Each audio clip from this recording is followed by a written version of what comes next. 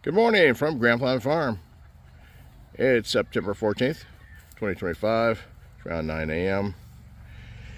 And it's raining a little bit.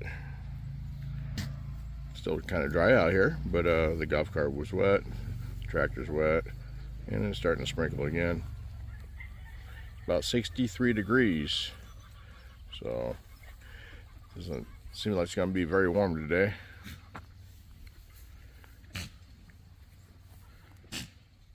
The escaped chicken is back in the barn, so I should have an egg popping out any time. And of course we have the 7-Eleven chickens. They roam around everywhere.